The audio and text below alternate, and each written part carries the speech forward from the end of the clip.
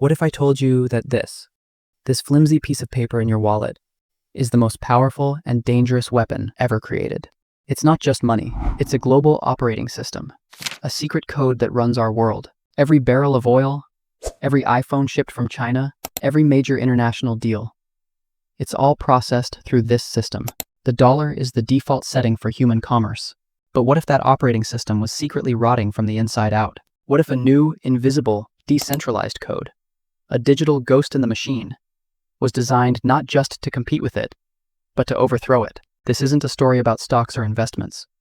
This is a story about power. A story about a king who has ruled for 80 years, and the technological rebellion that wants to see him dethroned. The question is no longer if crypto can replace the dollar. The question is, what happens to all of us when the battle begins? To understand the dollar's iron grip, you have to go back to a moment when the world was literally in ashes. It's 1944. World War II is raging. Europe is a smoking crater. Its economies, its currencies, worthless. But one nation emerged from the chaos stronger than ever, the United States. While the world was burning, America was building. And more importantly, it was hoarding. The US held their nearly 2/3 of the entire world's gold.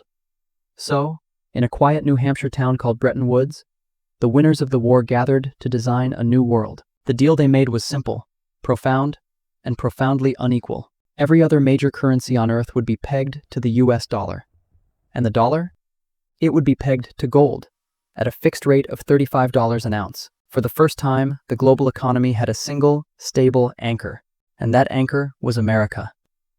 The dollar was officially crowned king. But the king got greedy.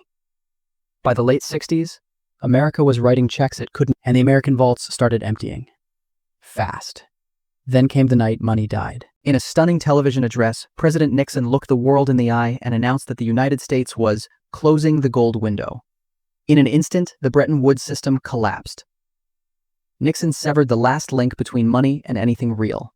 The dollar, and the entire global financial system with it, became pure fiat currency, backed by nothing tangible. Its value now came from one thing and one thing only: trust in the US government. It was the ultimate "in God we trust" moment. And it set the stage for the conflict we're seeing today, a war between trust in politicians and trust in mathematics. So, without gold, why didn't the dollar just collapse? How is it still the king?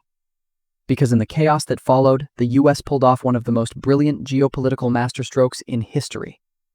They re-anchored the dollar not to gold, but to something the world needed even more: oil. This is the birth of the petrodollar system. In the 1970s, the US forged a deal with Saudi Arabia and the rest of OPEC. The terms were simple. We will give you military protection and access to our markets. In return, you will price and sell all of your oil exclusively in US dollars. Think about what that means. Every country on Earth needs oil. And to buy that oil, every country on Earth now needed US dollars. This created a massive, permanent, artificial demand for American currency, totally separate from the health of the American economy. It was genius. But it gets even better. What did the oil-producing nations do with their mountains of new dollars, their petrodollars? They needed a safe place to park them. So they recycled them right back into the US economy by buying US Treasury bonds, loaning that money right back to the US government. This brilliant loop meant that the world was now forced to help finance America's debts and deficits, keeping its interest rates low and its spending high. This, combined with what's called exorbitant privilege, the incredible power to pay for anything, this isn't a mistake, it's a feature. Central banks want slow, steady inflation to encourage you to spend, not save. Your life savings are designed to slowly bleed value over time. Your money is designed to die.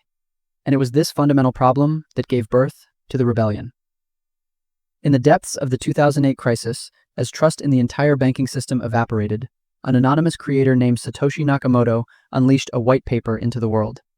It described a peer-to-peer electronic cash system. He called it Bitcoin. Bitcoin's core idea was a direct assault on the fiat system. Its supply isn't controlled by a government that can print more whenever it wants. Its supply is fixed, written into its code, and capped forever at 21 million. No more can ever be created. Because of this mathematical absolute scarcity, people started calling it digital gold. It's portable, easily divisible, and verifiable by anyone on the planet. But it had a huge problem: insane volatility. No one wants to buy a coffee with something that could be worth double or half by tomorrow. So the rebellion evolved. The crypto world's solution was ironic: stablecoins. These are digital tokens, but they're pegged one-to-one to the enemy, the US dollar. For every digital dollar coin, like USTD or USCD, the issuer holds one real dollar, or a dollar equivalent like a treasury bond, in a real-world bank account. They aren't trying to kill stablecoins, they're trying to tame them, to make them a regulated, official part of the American financial system. Second, the empire is building its own weapon: a central bank digital currency, or CBDC, a digital dollar. Proponents say it's more efficient, but critics warn it's a tool for mass surveillance and control. Programmable money that the government could potentially freeze, track, or even make expire. It's a hugely controversial idea. And while the government regulates, Wall Street is financializing. Companies like Michael Saylor's MicroStrategy have converted their entire company treasury into Bitcoin, becoming a de facto Bitcoin ETF and using Wall Street's financial engineering to buy more and more.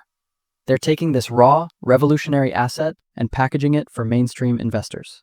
So we come back to the ultimate question: will crypto dethrone the king? The answer isn't a simple yes or no. The future is unwritten, but I see three possible scenarios unfolding.